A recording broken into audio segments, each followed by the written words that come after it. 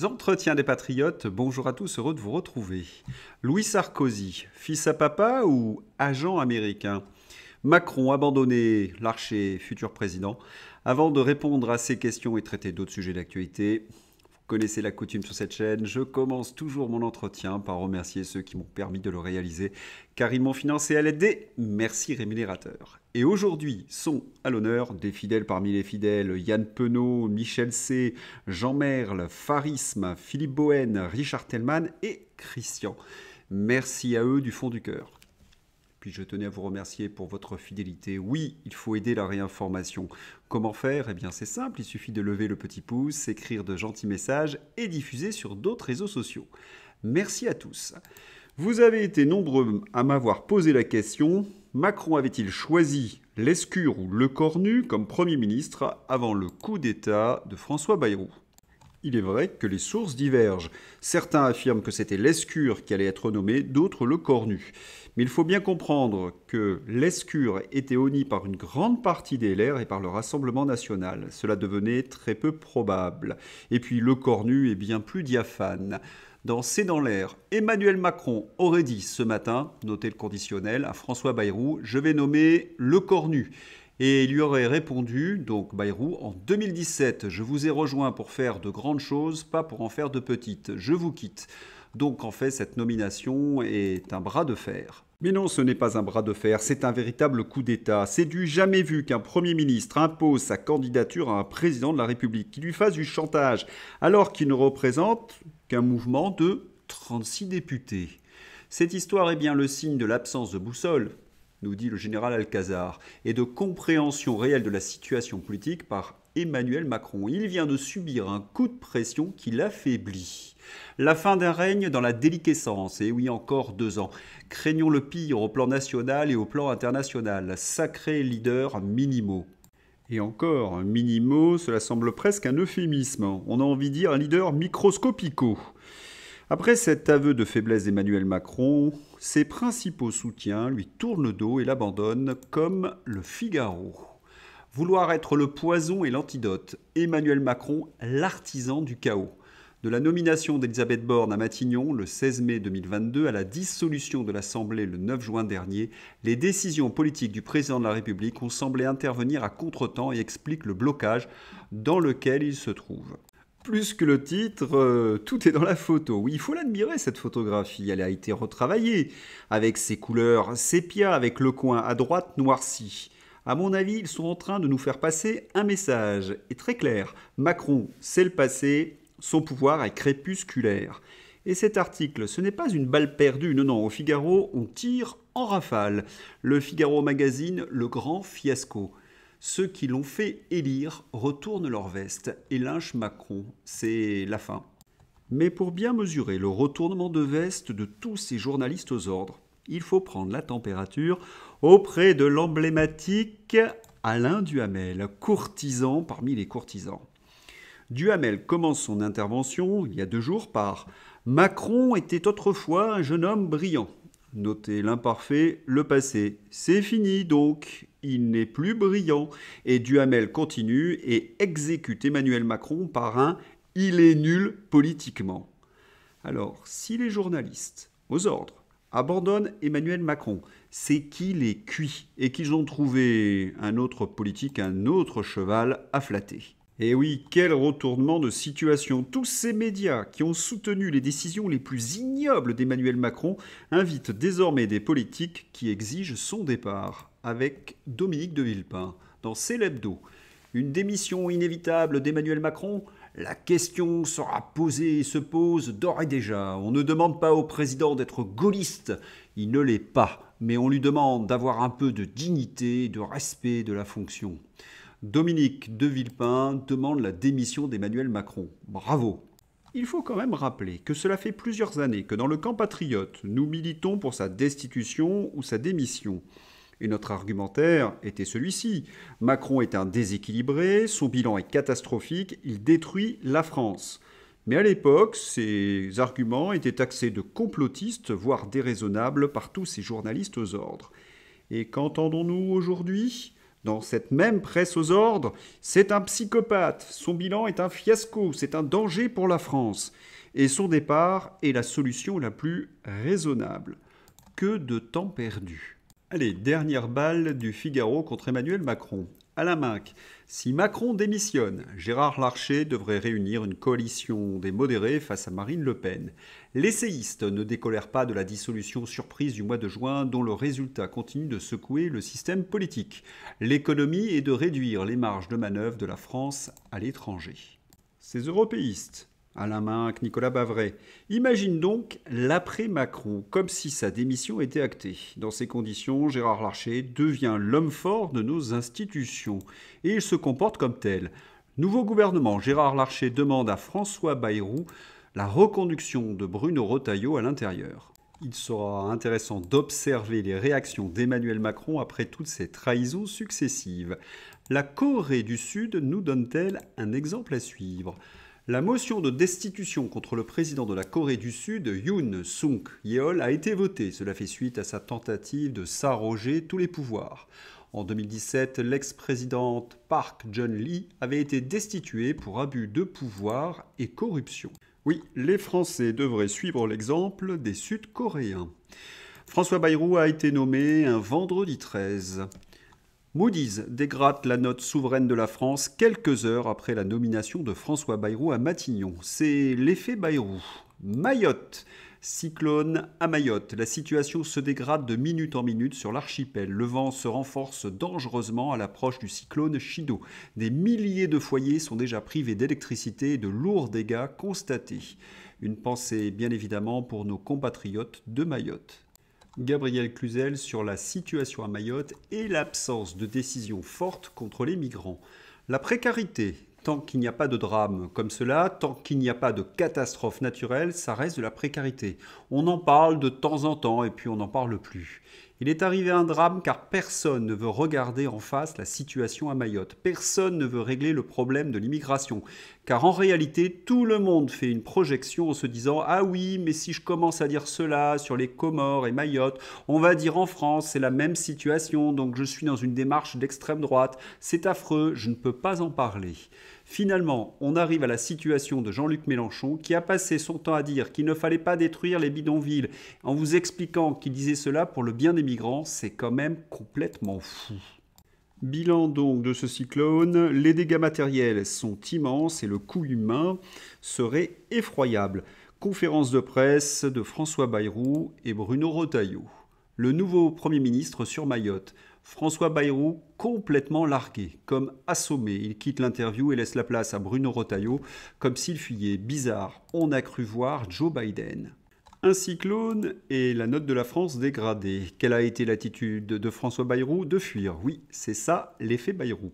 Certains dans notre camp admirent beaucoup Retailleau. Mais qu'est-ce qu'il a accompli, Retailleau? Contrôle des camions hier dans la Vienne. De la viande d'Espagne roule tout droit vers Aulnay-sous-Bois. Nos agriculteurs sont étouffés par des normes strictes et des charges lourdes, pendant que des produits étrangers fabriqués sans les mêmes exigences envahissent nos marchés. Cette concurrence déloyale met en péril l'agriculture française et la qualité de ce que nous consommons. Une des solutions, exiger des normes équitables pour tous. Tenez, là, je vais m'arrêter un instant, petite digression. Quelle a été la seule mesure énergique de Bruno Retailleau depuis qu'il est ministre de l'Intérieur? C'est d'avoir envoyé des blindés contre nos paysans et des CRS qu'ils ont matraqués, voire arrêtés. Et c'est cette personne que certains admirent. Reprenons. Que les produits importés respectent les mêmes règles que nos agriculteurs et appliquer une taxe supplémentaire pour le transit ou la simple importation. Taxe sur les essieux des poids lourds à revoir à la hausse. Réduire les charges pour permettre à nos producteurs locaux de rester compétitifs. Nous avons tous un rôle à jouer pour préserver une agriculture saine et équitable. Autre rappel, Bruno Retailleau est un LR européiste, son groupe soutient Pustula. Coordination rurale toujours. On a déposé des solutions sur la table. Il y a plus d'1 an, aucune n'a été actée. Là, c'est vraiment un ras-le-bol général et une colère très grande. Lionel Candelon, président de la coordination rurale Occitanie, à l'occasion de la construction du mur des abrutis. La coordination rurale est sur le terrain.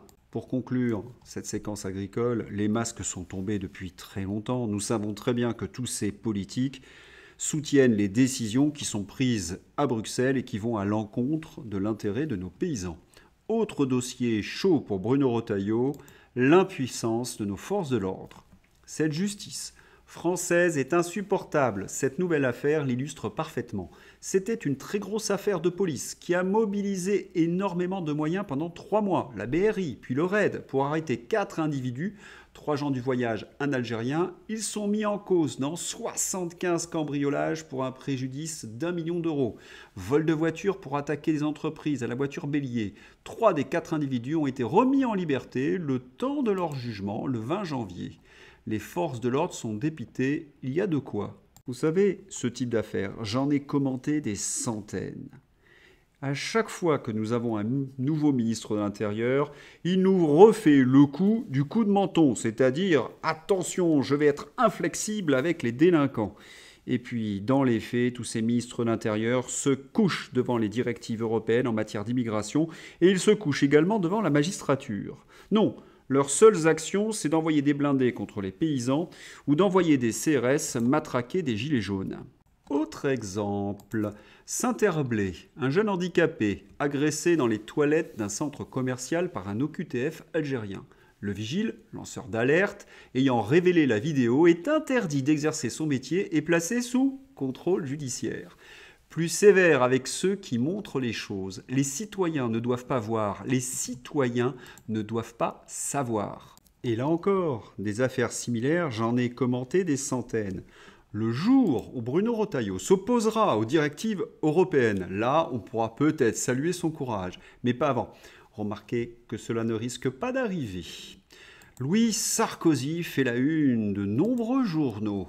Pistonné, soutenu par le système médiatique, l'ambition politique de Louis Sarkozy suscite des critiques. Il faut dire que le lancement de sa campagne politique et médiatique n'a pas été très fin.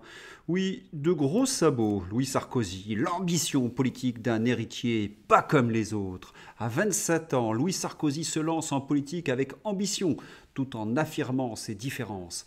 Inspiré par ses racines françaises et son expérience américaine, il tisse son réseau et esquisse une vision tournée vers l'avenir. Du blabla 100% propagande, des mots amélioratifs tissés entre eux, très creux, et qui nous renvoient à une représentation. Kennedy, c'est un coup qu'on a dû nous faire à peu près 1000 fois. Américain, avenir, différence, lit-on donc dans ce blabla.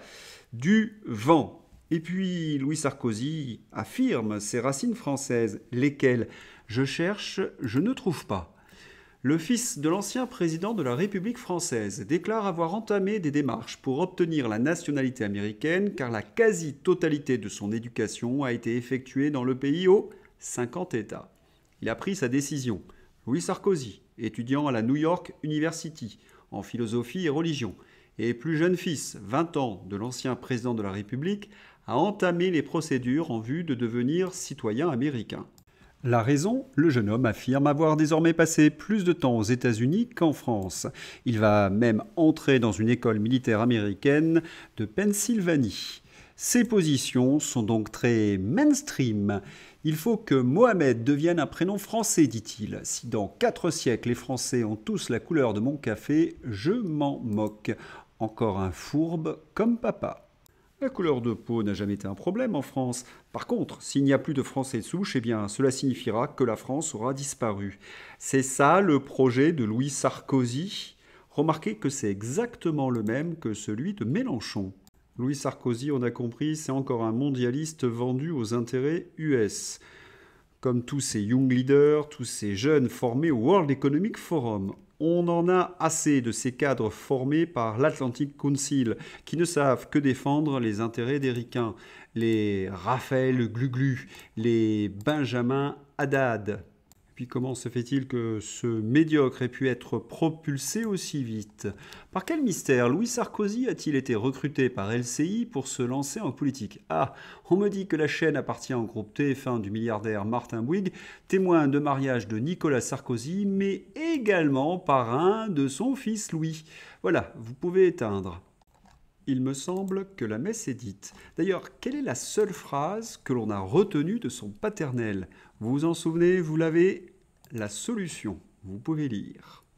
McKinsey, crise des opiacés. Le cabinet McKinsey va payer 650 millions de dollars pour éviter un procès au pénal. McKinsey est accusé d'avoir imaginé la stratégie de Purdue Pharma qui a permis à ce laboratoire de doper les ventes de son médicament phare, l'Oxycontin. Le conseil de McKinsey, la surprescription d'un médicament mortel. Cela a donc déclenché une crise sanitaire sans précédent. On parle de 500 000 victimes. Alors 650 millions de dollars pour éviter un procès pénal, ce n'est pas payé très cher. International toujours, la presse se déchaîne contre le nouveau chef d'État géorgien. Géorgie, le candidat d'extrême droite et anti-occidental Mikhail Kavashvili, élu président de la République lors d'un vote controversé. Ouh, ça c'est de la rage. J'espère au moins qu'il n'a pas remporté les élections, car je me suis laissé dire qu'en plus il avait un smartphone chinois, qu'il roulait avec son chauffeur Carl Serre en Hyundai Tucson, qui est comme par hasard l'anagramme de Tucker Carlson. Merci à Didier Maisto pour cette ironie. Il faut savoir que ce président est tout à fait légitime. Il a gagné les élections à la loyale. Je me suis permis de corriger votre titre France 24 Europe. J'espère que vous ne m'en voudrez pas. Géorgie, la présidente Zourabichvili, ex-élève de Brzezinski, ex-diplomate française, ex-première secrétaire de l'ambassade de France aux USA, ex-première secrétaire à la mission permanente de la France auprès de l'OTAN, ex-directrice des affaires internationales et stratégiques au sein du secrétariat général de la défense nationale français, ex-ambassadrice de France en Géorgie, naturalisée géorgienne en 2004 pour entrer en politique en Géorgie, refuse de laisser sa place à Mikhail Kavelashvili, élu pourtant légalement selon le droit géorgien. Voilà. Vous l'avez compris, cette présidente pro-Union européenne, c'est Louis Sarkozy avec une perruque. Allez, sans transition, élection de Miss France. Bravo donc à Miss Martinique, Angélique Angarny-Philippon. Eh bien, cela va me permettre de faire ma transition avec la fantaisie. Les candidates que nous avons évitées, oui, Jean-Pierre Foucault ou Miss Modem, François Bayrou. Elle n'est pas belle, notre Bayrou. En tout cas, François Bayrou, lui, se considère comme un séducteur. Il a même confié à Karine Le Marchand qu'il ressemblait à Richard Gere. Si, c'est véridique, je vous mets l'extrait dans ma description. Bayrou et Richard Gere, c'est un petit peu Didier Bourdon avec Alain Deloin.